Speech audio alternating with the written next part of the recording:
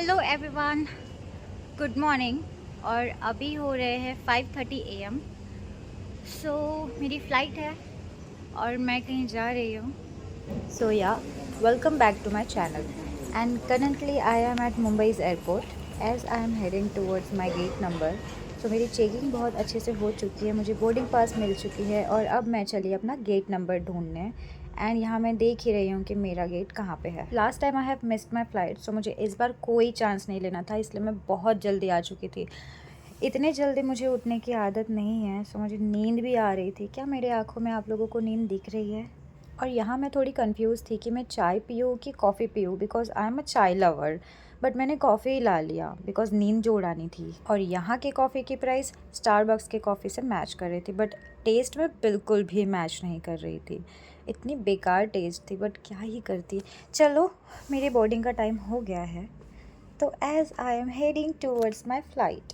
तो मेरी ये कनेक्टिंग फ़्लाइट थी हैदराबाद से होकर के, मुझे गोंदिया जाना था। मुंबई से कोई और डायरेक्ट फ़्लाइट अवेलेबल ही नहीं है, ये एक ही कनेक्टिंग फ़्लाइट है जो गोंदिया जाती है। So I have no more options. और मुझे ये फ़्लाइट पड़ी थी 6,800 रुपीज़ में, बिकॉज़ मैंने 2 दिन पहले इसे बुक किया था। बट अगर आप लोग 1 मंथ पहले बुक करते हो तो 5,000 में आपको इसकी टिकट मिल जाएगी।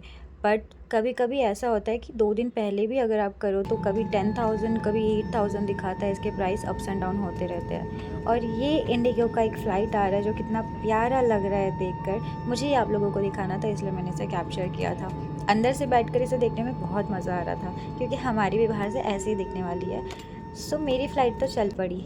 और ये वाला मोमेंट मैंने डायरेक्ट टेक ऑफ करने के बाद कैप्चर किया था, बिकॉज़ मैं कभी भी टेक ऑफ करते टाइम कुछ भी रिकॉर्ड नहीं कर सकती हूँ, बिकॉज़ थोड़ा सा मुझे एंजाइटी सा फील होता है जब भी, बिकॉज़ ऐसे फ़्लाइट ऐसे ऊपर ऊपर ऊपर ऊपर जाता है ना, तो ऐसे लगता है मेरा दिल भी निकल के बाहर आ रहा है। और यहाँ मेरे साइड में जो बैठी वो इतने अच्छे से सो रही है, मुझे क्यों नहीं नींद आ रही है, जबकि मेरी आँखों में इतनी नींद भरी थी। मैं बस यॉर्निंग पे यॉर्निंग लिए जा रही थी, बट नींद तो आने का नाम ही नहीं ले रहा था। फिर मैं थोड़ा बाहर का व्यू एंजॉय करने लगी, बिकॉज़ यहाँ पे सन नहीं दिख रही है, ऐसा लग रहा है हम सन से भी ऊपर है।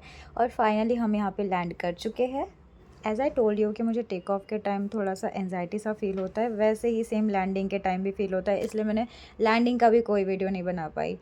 बट यहाँ इतना ये खाली क्यों लग रहा है? हैदराबाद का एयरपोर्ट मुंबई के भी एयरपोर्ट से बड़ा है, उसके अकॉर्डिंग तो यहाँ पे मुंबई से ज़्यादा क्राउड होना चाहिए था, बट यहाँ से ज़्यादा क्राउड मुंबई में होता है। ओके, तो नाउ आई एम सर्चिंग कि मुझे जाना किस साइड है, बिकॉज मुझे एयरपोर्ट के बाहर जाने की नीड नहीं है, बिकॉज यहाँ से मेरा डायरेक्ट फ़्लाइट है गोंदिया के लिए। एज़ आई टोल्ड यू कि मेरा कनेक्टिंग है, तो मेरे पास पूरे 3 आवर्स थे नेक्स्ट फ़्लाइट के लिए। और मैं यहाँ बहुत बोर हो रही थी, तो मैंने सोचा नेल पेंट ही चेंज कर लूँ, बिकॉज़ मैं नेल पेंट कैरी करके चलती हूँ हमेशा कहीं भी जाऊँ तो।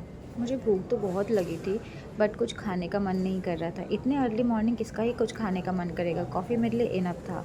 तो पहले मैंने अपना नेल क्लीन किया, देन मैंने दूसरा कलर यूज़ किया, ये वाला कलर मैं लगाने वाली थी। मुझे नेल पेंट में न्यूड कलर ज़्यादा पसंद है, तो मैं ऑलवेज़ न्यूड कलर ही कैरी करके चलती हूँ। और ये लगाने के बाद भी बहुत प्यारा लग रहा था। अभी मैं आप लोगों को दिखाऊँगी कि कैसा लग रहा है। प्यारा लग रहा है ना? सी, मैंने सोचा था जब तक मेरा वेटिंग है तब तक मैं बुक रीड कर लूँगी, बट मैं बुक ही लेना भूल गई गाइस। तो मेरे पास टाइम पास के लिए कुछ और बचा ही नहीं। इतना ठंड है फिर भी हैदराबाद में कुछ ज़्यादा गर्मी नहीं है क्या?